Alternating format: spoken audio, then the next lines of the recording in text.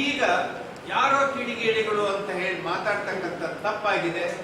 ತಕ್ಷಣವೇ ರೈತರನ್ನೆಲ್ಲ ಬಿಡುಗಡೆ ಮಾಡ್ತಾರೆ.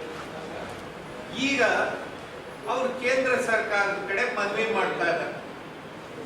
ಒಣ ಮೆಣಸಿನಕಾಯಿಗೆ MSP ಕೆಳಗಡೆ ಇದನ್ನ ಆದ್ಯತೆಯನ್ನ ಕೊಡಬೇಕು. MSP ಒಣ ಮೆಣಸಿನಕಾಯಿಗೂ ಕೂಡ ಬೇಕಂತ ಹೇಳಿ ನಾವು ಪತ್ರ ರವಾನೆ ಮಾಡ್ತಾ ಇದ್ದೀವಿ ಅಂತ ಹೇಳ್ತಾರೆ. ಆದರೆ ರಾಜ್ಯ ಸರ್ಕಾರ ಬೆಲೆ ಡಿಪ್ರೆಸ್ ಆದಾಗ, ಅಂದ್ರೆ ಬೆಲೆ ಕುಸಿದಾಗ, ಅದಕ್ಕೆ ನಾವು ಸಿದ್ದರಾಮಯ್ಯನವರಿಗೆ ಹಿಂದಿನ ಸರ್ಕಾರದಲ್ಲೂ ಈಗಲೂ ಹೇಳ್ತಲೇ ಇದ್ದೀವಿ, ಇದಕ್ಕೆ ಒಂದು ಆವರ್ತ ನಿಧಿಯನ್ನ ಸ್ಥಾಪನೆ ಮಾಡಿ, ಅಂದ್ರೆ ರಿವಾಲ್ವಿಂಗ್ ಫಂಡ್. ಈ ರಿವಾಲ್ವಿಂಗ್ ಫಂಡೇ ಇಲ್ಲಲ್ಲ ನಿಮ್ಮ ಸರ್ಕಾರದಲ್ಲಿ. ರೈತರು ಬೆಲೆ ಕುಸಿದಾಗ ಎಲ್ಲಿಗೆ ಹೋಗ್ಬೇಕು, ಏನ್ ಮಾಡಬೇಕು? ನಮ್ಮ ಕೃಷಿ ಮಂತ್ರಿ ಹೇಳ್ತಾರೆ ರೈತರೇ ಬರೋದಿಲ್ಲ ಈಗ ಖರೀದಿ ಕೇಂದ್ರಗಳಿಗೆ ಅಂತ. ಹೌದು, ಬೆಲೆ ಜಾಸ್ತಿ ಇದ್ದಾಗ ಅವಶ್ಯಕತೆ ಇರೋದಿಲ್ಲ. ಬೆಲೆ ಬಿದ್ದಾಗ ತಾನೇ ಸರ್ಕಾರದ ಅವಶ್ಯಕತೆ ಬೀಳೋದು.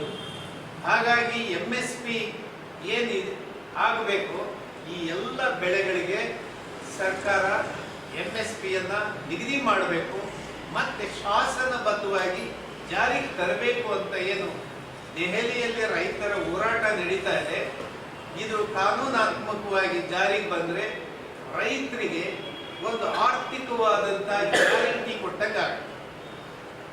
ಬೆಲೆ ಕುಸಿದಂಗೆ ಆ ಕುಸಿಯೋ ಸಂದರ್ಭಗಳು ಇದನ್ನ ಮ್ಯಾನೇಜ್ ಮಾಡಲಿಕ್ಕೆ ಸರ್ಕಾರ ಜವಾಬ್ದಾರಿ ಹೊತ್ತಂತ ಕೆಲಸ ಆಗುತ್ತೆ.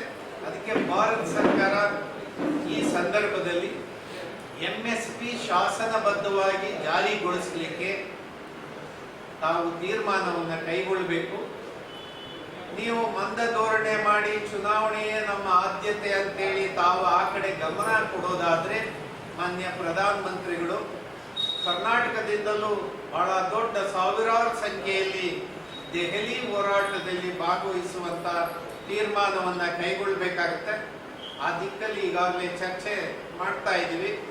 ಈಗ ಕರ್ನಾಟಕ ಸರ್ಕಾರ ಏನು ಮಂತ್ರಿ ಏನು ಮಾತಾಡಿದರೆ ರೈತರನ್ನ ಕ್ಷಮೆ ಕೇಳಬೇಕು.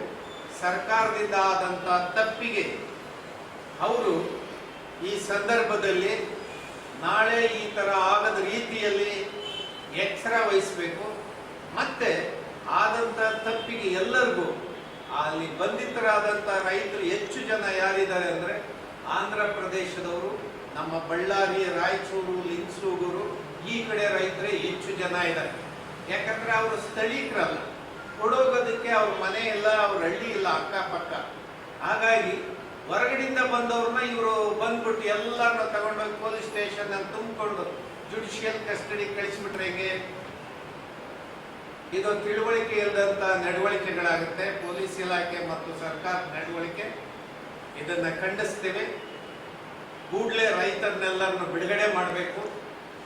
ಯಾವುದೇ ಕಾರಣಕ್ಕೆ 20,000ಕ್ಕಿಂತಲೂ ಆ ಬೆಲೆ ಕುಸಿದಂಗೆ ಸರ್ಕಾರ ಅಲ್ಲಿ ಎಚ್ಚರಿಕೆ ವಹಿಸಿ ಆ ಒಂದು ನಷ್ಟಕ್ಕೆ ಸರ್ಕಾರ ಜವಾಬ್ದಾರಿಯನ್ನ ವಹಿಸಬೇಕಂತ ಹೇಳಿ ಈ ಸಂದರ್ಭದಲ್ಲಿ ಬ್ಯಾಡಗಿ ಮಾರುಕಟ್ಟೆಗೆ ಸಂಬಂಧಪಟ್ಟಂಗೆ ತಮ್ಮ ಗಮನಕ್ಕೆ ತರ್ತಾ ಇದ್ದೀವಿ ಸರ್.